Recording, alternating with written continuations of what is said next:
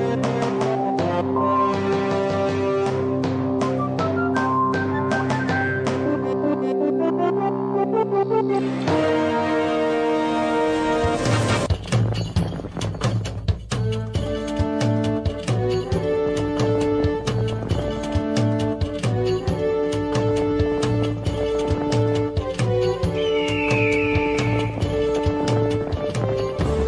день, уважаемые сограждане!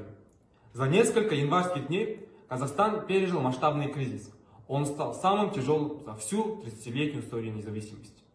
Послушав выступление президента страны Касым-Жомарта Токаева, уверенностью можно сказать, что наша священная родина Казахстан станет сильным государством на карте мира. Наша экономика будет динамично развиваться, улучшится социальное положение наших граждан.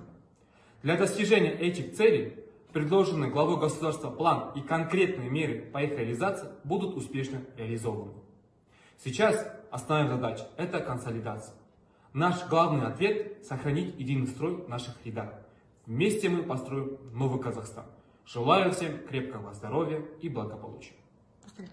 Қайырлы күн, құрметті отандастар. Қазақстан тәуелсіздік тарихында алғаш рет аса күрделі және қиын кезеңді бастан кешірдік.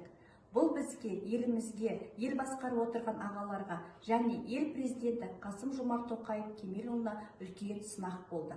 Қазір біз ел дамуының шешуші кезеңіне қадам бастық.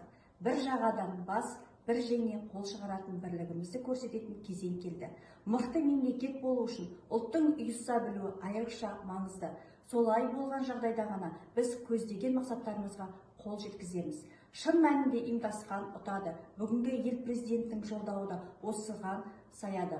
Басшы болып жүктелген үлкен жауапкершілікті мойнына алып, еліміздің экономикалық саяси жағдайын жақсартуға бағытталған барлық шешімін құптаймыз. Ынтымақ жүрген жерде ырыс бірге жүреді деп халқымыз бекер айтпаған. Біздің күш-қуатымыз берекелі бірлікте, ендеше бірлігімізді бекемдеп, ел үшін еңбек етейік. Қасиетті отанымыз мәңгі жасай берсін.